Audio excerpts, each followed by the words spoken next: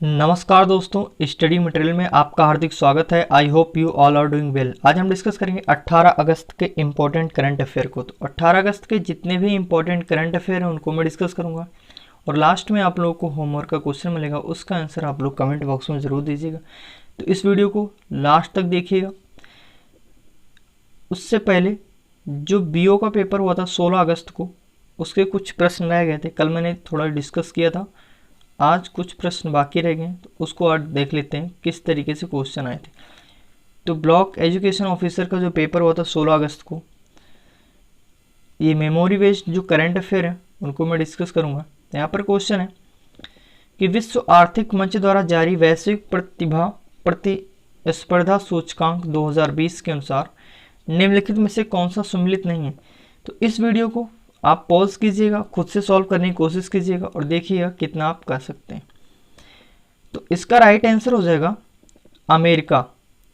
यहाँ पर जो क्रम रहेगा, स्विट्जरलैंड तो फर्स्ट पोजीशन पे था, सिंगापुर तीसरे स्थान पे था, ये तो ठीक है। भारत भी कितने स्थान पे, 72 था। और भारत की जो पोजीशन थी वो पिछले बार जो थी 2019 में वो 80 थी, तो इस बार थोड़ा सुधार हुआ था इसमें और कितनी आई थी, 72। अमेरिका की जो पोजीशन थी वो थी सेकंड, अमेरिका सेकंड नंबर पे था, यहाँ पे फोर्थ दिया हुआ है। तो इस क्वेश्चन का जो राइट आंसर हो जाएगा वो हो जाएगा फोर्थ, यानी कि जो ये अमेरिका है इसका फोर्थ ना होकर सेकंड होगा। तो इस तरीके से ये सही हो जाएगा। नेक्स्ट क्वेश्चन है, अफ्रीका महाद्वीप के किस देश में भारत ने अपना प्रथम महात्मा गांधी कन्वेंशन सेंटर जनवरी 2020 में खोला। तो इसका राइट आंसर हो जाएगा नाइजर। नाइजर में खोला था। और नाइजर की कैपिटल क्या है, तो नाइजर की कैपिटल वो है जो है नियामे। नाइजर में खोला था जो है प्रथम महात्मा गांधी कन्वेंशन सेंटर। तो ये आप लोग ध्यान रखिएगा। नेक्स्ट क्वेश्चन है, जनवरी 2020 में मिशेल ओबामा को किस एल्बम हेतु ग्रैमी पुरस्कार से सम्मानित किया गया। तो मिशेल ओबामा जो कि बराक ओबामा की क्या है, पत्नी है, और इन्होंने एक ऑडियो बुक लिखी थी, इसका नाम है बिकमिंग जो है बुक, ऑडियो बुक थी, उसके लिए यहाँ पर इनको 2020 में ग्रैमी पुरस्कार से सम्मानित किया गया। नेक्स्ट क्वेश्चन है, इसको भी आप लोग वीडियो को पॉज कीजिएगा, खुद से सॉल्व करने की कोशिश कीजिएगा कि आप कितना कर सकते हो। तो इसमें क्वेश्चन है, विश्व स्वास्थ्य संगठन के अनुसार 2020 में कौन सा देश विश्व में खसरे में सबसे अधिक प्रकोप से प्रभावित था। तो इसका राइट आंसर हो जाएगा, जो सबसे ज़्यादा प्रभावित था वो था कॉन्गो लोकतांत्रिक गणराज्य, यानी कि कॉन्गो सबसे ज़्यादा प्रभावित था खसरे से। अच्छा, अभी एक रिपोर्ट आई थी जिसमें खसरा और चेचक दो कंट्री इन्होंने जो है अपने आप को फ्री घोषित कर दिया, यानी कि 2024 का जो टारगेट रखा गया था फ्री घोषित करने के लिए, फ्री करने के लिए, तो उस टारगेट को पहले ही अचीव कर लिया। तो श्रीलंका और मालदीव, तो ये आप लोग लर्न रखिएगा, 2024 से पहले इन्होंने अचीव कर लिया है, खसरा और चेचक से फ्री हो गए। अच्छा, सबसे ज़्यादा खसरे से प्रभावित कौन रहा, तो इसमें इसका राइट आंसर हो जाएगा कॉन्गो लोकतांत्रिक गणराज्य। नेक्स्ट क्वेश्चन है, फॉर्च्यून इंडिया के 500 कंपनियों की सूची के अनुसार 2019 में सबसे बड़ी कंपनी थी। यहाँ पे फॉर्च्यून जो है इंडिया के अनुसार टोटल 500 कंपनीज के अकॉर्डिंग 2019 से सबसे बड़ी कंपनी कौन थी, तो इंडियन ऑयल कॉरपोरेशन। इसका राइट आंसर हो जाएगा इंडियन ऑयल कॉरपोरेशन, ये जो है सबसे बड़ी कंपनी थी। नेक्स्ट है, कौन सा राज्य भारत की धाड़ीय विकास लक्ष्य सूचकांक 2019 में विश्व के शीर्ष 5 राज्यों की सूची में नहीं था। तो यहाँ पर ये विश्व नहीं होगा, क्योंकि ये इंडिया होगा। यहाँ पर जो है विकास 2019 धाड़ीय लक्ष्य सूचकांक 2019 के शीर्ष 5 राज्यों की सूची में नहीं है, तो ये भारत की बात कर रहा है, विश्व की बात नहीं कर रहा है। तो इसमें जो राइट आंसर होगा वो गुजरात नहीं था, जिसमें आपका हिमाचल प्रदेश था, आंध्र प्रदेश, तमिलनाडु, इसमें गुजरात नहीं था। तो इसका राइट आंसर हो जाएगा गुजरात। तो आई होप कि आप लोगों को समझ में आया होगा, आप इसको खुद से ज़रूर कीजिएगा। तो चलिए शुरू करते हैं आज के करंट अफेयर को। तो पहला क्वेश्चन, हाल ही में किसने one sun one world one grid योजना की घोषणा की? किसने यहाँ पर शुरू की? नरेंद्र मोदी, राजनाथ सिंह, नितिन गडकरी, नरेंद्र सिंह तोमर। तो इसका राइट आंसर हो जाएगा honourable prime minister Narendra Modi. Narendra Modi ji ने यहाँ पर one sun one world one grid योजना की घोषणा की। इसमें क्या होगा कि जितने भी ग्रिड होंगे एशिया के, पूरे एशिया को, उनको धीरे धीरे करके पहले तो एशिया में के पहले तो भारत में जोड़ा जाएगा सबसे, फिर उसके बाद जो है एशिया में जोड़ा जाएगा, देन फिर पूरे वर्ल्ड में। तो यही कहा गया है कि वन सन यानी कि एक सूरज वन वर्ल्ड वन ग्रिड परियोजना की घोषणा की है। इसमें पावर ग्रिड होगा वो सबसे कनेक्ट होगा। तो किसकी शुरुआत किसने की? तो नरेंद्र मोदी जी ने। अच्छा, नरेंद्र मोदी जी ने अभी हाल ही में 15 अगस्त को काफ़ी सारी योजनाएं लॉन्च की। इसमें था प्रोजेक्ट डॉल्फिन, उसके बाद प्रोजेक्ट लॉयन, और इन्होंने ही पारदर्शी कराधान ईमानदार का सम्मान के लिए मंच शुरू किया था। इसमें क्या होगा कि कराधान जो लोग जमा करते हैं उनके लिए यहाँ पर इनको पुरस्कृत किया जाएगा। और इन्होंने ही मध्य प्रदेश के रीवा जिले में एशिया का सबसे बड़ा सोलर प्लांट का उद्घाटन किया था, 760 मेगावाट का था। नेक्स्ट ऑप्शन की बात करें तो राजनाथ सिंह, जो कि डिफेंस मंत्रालय देखते हैं, इन्होंने अभी हाल ही में सृजन पोर्टल लॉन्च किया। सृजन पोर्टल में क्या होगा कि one stop shop online portal है, उसका नाम है सृजन, तो इन्होंने ही लॉन्च किया। नितिन गडकरी जी की हम बात करें तो एमएसएमई मंत्रालय, रोड ट्रांसपोर्ट एंड हाईवे मंत्री हैं ये, और इन्होंने अतुल्य नामक एक माइक्रोवेव उपकरण का जो अनावरण किया। अतुल्य नामक माइक्रोवेव उपकरण का अनावरण किया। ये अतुल्य जो है 30 सेकंड में कीटाणु शोधन कर सकता है। नरेंद्र सिंह तोमर जी की अगर हम बात करें तो इन्होंने डेटा रिकवरी सेंटर कृषि मेघ का शुभारंभ किया। डेटा रिकवरी सेंटर कृषि मेघ का शुभारंभ किसने किया? नरेंद्र सिंह तोमर जी। नेक्स्ट क्वेश्चन है, हाल ही में किसने 2020 स्पेनिश ग्रैंड प्री फार्मूला 1 जीता है? Lewis Hamilton, Max Verstappen, Valtteri Bottas, इनमें से कौन इसका राइट आंसर हो जाएगा? Lewis Hamilton. इनकी ये चौथी जीत थी 2020 की, लुइस हैमिल्टन की, और ये मर्सिडीज के जो हैं ड्राइवर हैं और ग्रेट ब्रिटेन से हैं। और इन्होंने अभी हाल ही में ब्रिटिश ग्रैंड प्रिक्स 2020 जीता था, उसके बाद फिर हंगरी ग्रैंड प्री 2020 जीता था, उसके बाद फिर स्टायरियन ग्रैंड प्रिक्स जो है 2020 जीता, और अब ये इन्होंने चौथा कौन सा? स्पेनिश ग्रैंड प्री फार्मूला 1 जीता है। मैक्स वर्स्टेपन की अगर हम बात करें तो इस रेस में ये क्या थे, यहाँ पर इनकी जो पोजीशन थी मैक्स वर्स्टेपन की, ये सेकंड थी, और ये रेड बुल के हैं और नीदरलैंड से हैं। अच्छा, वोल्टारी बोटास की अगर हम बात करें तो ये थर्ड पोजीशन पे थे इस रेस में, लेकिन इन्होंने जो 2020 की पहली जो रेसिंग स्टार्ट हुई थी, ऑस्ट्रियन ग्रैंड प्रिक्स का खिताब इन्होंने जीता है, और ये मर्सिडीज के रेसर हैं और फिनलैंड से हैं। तो इन्होंने सिर्फ अब तक कितने हुए हैं? 4 तो लुइस हैमिल्टन ने जीता हुआ है, और यहाँ पर ये क्या नाम है, वोल्टारी बोटास ने जीता हुआ है। अच्छा, एक और मैक्स वर्स्टेपन की अगर हम बात करें तो इन्होंने 17वीं वर्षगांठ जो ग्रैंड प्रिक्स हुई थी उसको इन्होंने जीता अभी हाल ही में। 17वीं वर्षगांठ ग्रैंड प्रिक्स जीता है मैक्स वर्स्टेपन ने, और वोल्टारी बोटास ने ऑस्ट्रियन ग्रैंड प्रिक्स खिताब जीता है। तो कंफ्यूज मत होइएगा, लुइस हैमिल्टन ने कौन कौन सा रेस जीता हुआ है? British Grand Prix, Hungary Grand Prix, Styrian Grand Prix और Spanish Grand Prix. Max Verstappen ने सिर्फ और सिर्फ 17वीं वर्षगांठ ग्रैंड प्रिक्स जीती है, और वोल्टारी बोटास ने जो है ऑस्ट्रियन ग्रैंड प्रिक्स का खिताब जीता है। नेक्स्ट क्वेश्चन है, हाल ही में किसे गो एयर के सीईओ के रूप में नियुक्त किया गया है? इसका राइट आंसर हो जाएगा कौशिक खोना। कौशिक खोना को गो एयर का सीईओ नियुक्त किया गया है। अच्छा, गो एयर की अगर हम बात करें तो इसका हेडक्वार्टर मुंबई महाराष्ट्र में है, और इसके संस्थापक हैं जहांगीर वाडिया इसके संस्थापक हैं। और गो एयर का स्थापना कब हुआ था? 2005 में। एसएस मुंद्रा जी की अगर हम बात करें तो ये क्या है? इंडिया बुल्स के गैर कार्यकारी अध्यक्ष नियुक्त हुए हैं एसएस मुंद्रा। और दिनेश त्रिपाठी ये महानिदेशक बने हैं नौसेना संचालन के। दिनेश त्रिपाठी महानिदेशक नौसेना संचालन के बने हैं। इम्तियाजुर रहमान ये यूटीआई म्यूचुअल फंड के सीईओ नियुक्त हुए हैं। तो आई होप कि आप लोगों को इतना क्लियर होगा। अगर क्लियर है तो प्लीज़ लाइक कीजिएगा, ज़्यादा से ज़्यादा वीडियो को शेयर कीजिएगा। जो लोग इस चैनल पर नए हैं वो उस चैनल को सब्सक्राइब कर लेंगे और बेल आइकन को प्रेस कर लेंगे ताकि उन्हें डेली अपडेट मिलता रहे। नेक्स्ट है, हाल ही में किस बैंक ने बैंकिंग को बढ़ावा देने के लिए डिजिटल अपनाएं अभियान शुरू किया है? डिजिटल अपनाएं अभियान शुरू किया। RBI, Paytm, PNB, axis bank. इसका राइट आंसर हो जाएगा यहाँ पर पंजाब नेशनल बैंक।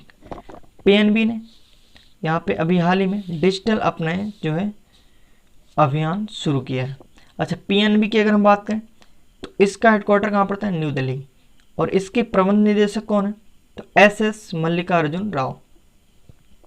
बाकी के ऑप्शन का अगर हम डिस्कस करें तो RBI, reserve bank of India, इसने अभी हाल ही में पॉजिटिव पे लॉन्च किया है चेक के धोखाधड़ी को रोकने के लिए।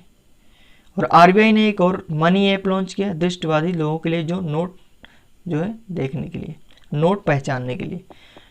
पेटीएम की अगर हम बात करें तो पेटीएम ने भारत का पहला pocket Android POS device launch किया है। पॉकेट एंड्रॉयड जो है डिवाइस यानी कि पीओएस डिवाइस यहाँ पर लॉन्च किया है। एक्सिस बैंक की अगर हम बात करें तो इसने एक ऑटोमेटिक वॉइस असिस्टेंट एक्सा जो है यहाँ पर एक रोबोट है, उसको यहाँ पर लॉन्च किया है। और एक्सिस बैंक के एमडी एंड सीईओ कौन है? तो अमिताभ चौधरी। और पेटीएम के कौन है? पेटीएम के विजय शेखर। इसका हेडक्वार्टर कहाँ पड़ता है? नोएडा, पेटीएम के। और आरबीआई के शक्तिकांत दास गवर्नर है। नेक्स्ट, हाल ही में किस खिलाड़ी ने क्रिकेट से संन्यास ले लिया? एमएस धोनी, सुरेश रैना, ए और बी दोनों, लॉरा मार्स। इसका राइट आंसर हो जाएगा एमएस धोनी, सुरेश रैना। एमएस धोनी, सुरेश रैना जो कि इंडियन क्रिकेटर हैं और इन्होंने अभी हाल ही में संन्यास ले लिया है। एमएस धोनी की अगर हम बात करें तो इन्होंने इंडिया को काफ़ी जो है वर्ल्ड कप जिताया था 2011 का, T20 2007 का जिताया था और चैंपियन ट्रॉफी 2013। तो कैप्टन कूल के नाम से जाने जाते हैं और सबसे तेज जो है स्टैंपिंग करने के नाम का रिकॉर्ड इन्हीं के पास है। अब तक सबसे तेज स्टैंपिंग कोई करने वाला नहीं है इनके अलावा। सुरेश रैना ने भी हाल ही में अभी जो है संन्यास ले लिया है। तो इसका राइट आंसर हो जाएगा जो है ए और बी, एमएस धोनी। अच्छा, लॉरा मार्स की अगर हम बात करें तो इन्होंने भी संन्यास लिया है, लेकिन ये इंग्लैंड की क्रिकेटर हैं और ये वुमेन क्रिकेटर हैं, वुमेन है ये। तो इन्होंने हाल ही में संन्यास लिया। नेक्स्ट क्वेश्चन, हाल ही में आयोजित BRICS anti drug working group की चौथी बैठक का आयोजन हुआ, इसकी अध्यक्षता किस देश ने की? इसका राइट आंसर हो जाएगा रूस ने। रूस ने इसकी अध्यक्षता की है और रूस की कैपिटल क्या है? मैक्सिको। रूबेल यहाँ पर करेंसी चलती है। व्लादिमीर पुतिन यहाँ के क्या है? जो प्रेसिडेंट है। और रूस ने कोविड-19 जो वैक्सीन है उसको रजिस्टर करने वाला विश्व में पहला कंट्री बन गया, यानी कि देश बन गया है। और अगर हम बात करें तो ये जो BRICS anti drug working group की चौथी बैठक हुई, इसमें भारत की तरफ से किसने जो है पार्टिसिपेट किया था? यानी कि ये वर्चुअली हुई थी। जितने भी जो सबमिट हो रहे हैं वो सारे के सारे वर्चुअली हो रहे हैं, कोई भी डेलीगेशन कहीं आ और जा नहीं रहा है। तो ये ब्रिक्स जो हुआ था एंटी ड्रग वर्किंग ग्रुप, इसमें विश्व जो है इनका क्या नाम है, जो नारकोटिक्स, हाँ नारकोटिक्स के कंट्रोलर हैं, नारकोटिक्स कंट्रोल ब्यूरो के जो महानिदेशक हैं राकेश अस्थाना, उन्होंने इंडिया की तरफ से रिप्रेजेंट किया था इस जो है एंटी ड्रग वर्किंग ग्रुप की बैठक को। कौन? तो नारकोटिक्स कंट्रोल ब्यूरो के जो महानिदेशक हैं राकेश अस्थाना, उन्होंने इसको यहाँ पर इंडिया की तरफ से ऐड किया था। और रसिया की अगर हम बात करें तो ब्रिक्स पर्यावरण मंत्रियों की अभी छठी बैठक हुई थी, छठवीं, उसकी भी अध्यक्षता रसिया ने किया था। और इंडिया की तरफ से उसमें कौन था? तो पर्यावरण मंत्री कौन थे? प्रकाश जावड़ेकर, उन्होंने इसकी अध्यक्षता की थी इंडिया की तरफ से। अच्छा, ब्रिक्स की जो पर्यावरण की मंत्रियों की जो बैठक होगी 7वीं, वो इंडिया होस्ट करेगा 2021 में। बाकी के ऑप्शन को हम डिस्कस करें तो तुर्कमेनिस्तान, इसे जो है तुर्कमेनिस्तान को विश्व व्यापार संगठन के द्वारा ऑब्जर्वर का दर्जा मिला है। और वियतनाम की अगर हम बात करें तो इसने 36वां एशियान शिखर सम्मेलन का आयोजन वियतनाम में हुआ था। 36वां एशियान शिखर सम्मेलन का आयोजन कहाँ पर हुआ था? वियतनाम में। और इस बार की जो विषय थी वो थी cohesive and responsive Asian. Cohesive and responsive Asian इस बार की थीम थी, यानी कि इस बार का विषय था। नेक्स्ट क्वेश्चन है, किस राज्य की सरकार ने एकीकृत ई कॉमर्स येलो चैन प्लेटफॉर्म लॉन्च किया? इसका राइट आंसर हो जाएगा नागालैंड। नागालैंड के सरकार ने ई कॉमर्स येलो चैन प्लेटफॉर्म लॉन्च किया। इसमें क्या होगा, कोई भी विक्रेता, व्यक्ति या समूह अपने आप को स्वयं जाकर यहाँ पर पंजीकृत करेगा और फिर अपने उत्पादों, ट्रेडों और कौशल को वो दिखाएगा। और इससे क्या होगा कि जिसको जो सामान लेना होगा वो इस प्लेटफॉर्म पे बेच सकता है और खरीद सकता है। तो नागालैंड की सरकार ने एकीकृत ई कॉमर्स जो है येलो चेन लॉन्च किया है। अच्छा, नागालैंड के सीएम कौन है? तो नेपी रियो सीएम है और गवर्नर है RN रवि। मणिपुर की अगर हम बात करें तो मणिपुर पैट्रियाट्स डे इन्होंने अभी हाल ही में मनाया था 13 अगस्त को। और मिजोरम की अगर हम बात करें तो मिजोरम में थेजावल गोल्फ रिजॉर्ट का वर्चुअल उद्घाटन किया गया था। किसके द्वारा? प्रहलाद सिंह पटेल के द्वारा, जो कि संस्कृत मंत्री हैं। मिजोरम में थेजावल रिजॉर्ट का वर्चुअली उद्घाटन किया गया था प्रहलाद सिंह पटेल जी के द्वारा, जो कि संस्कृत मंत्री हैं। और मिजोरम के गवर्नर कौन है? PS Sreedharan Pillai. Next question है, हाल ही में ई-बाइक गो ने किसे अपना ब्रांड एम्बेसडर बनाया है? इसका राइट आंसर हो जाएगा हरभजन सिंह को। हरभजन सिंह को यहाँ पर अपना ब्रांड एम्बेसडर बनाया है ई-बाइक गो। ये इलेक्ट्रिक जो है ये बाइक बनाता है ई-बाइक गो, तो इसके लिए यहाँ पर जो है हरभजन सिंह को अपना ब्रांड एम्बेसडर बनाया। अच्छा, हरप्रीत कौर और सुरेश रैना, इन दोनों को जो WTF कौन सा WTF स्पोर्ट्स है उसने अपना ब्रांड एम्बेसडर बनाया हुआ है। और ब्रेटली को स्पोर्ट्स अड्डा ने नया ब्रांड एम्बेसडर बनाया है अपना। और रविंद्र जडेजा जी की अगर हम बात करें तो जो विजडन इंडिया है उसने भारत का मोस्ट वैल्यूएबल प्लेयर चुना है। किसको? रविंद्र जडेजा जी को। तो आई होप कि इतना क्लियर होगा। नेक्स्ट क्वेश्चन है, चेतन चौहान का हाल ही में निधन हो गया, वह किस क्षेत्र से संबंधित थे? तो इसका राइट आंसर हो जाएगा वो राजनीति और क्रिकेटर थे। ये कहाँ के थे? राजनीति, यानी कि उत्तर प्रदेश के ये जो है रहने वाले थे और उत्तर प्रदेश के मंत्री थे। और इन्होंने 11 साल तक क्रिकेट में योगदान काफ़ी दिया हुआ है और उसके बाद फिर राजनीति में आए। तो इनका कोविड-19 के चलते निधन हो गया। तो इसका राइट आंसर हो जाएगा B और C दोनों, राजनीति और क्रिकेट। नेक्स्ट क्वेश्चन है, भारत किस वर्ष तक शून्य सड़क दुर्घटना मौत जो है समाप्त करने के लिए, यहाँ पे भारत किस वर्ष तक शून्य सड़क दुर्घटना मौत प्राप्त करने के लिए काम कर रहा है? कहने का मतलब कि 0 एक्सीडेंट और 0 डेथ पर वर्क भारत कब तक के लिए ये प्लान किया हुआ है कि कब तक हम इसको फिनिश कर देंगे, 0 कर देंगे। तो इसका जो टारगेट रखा गया है 2030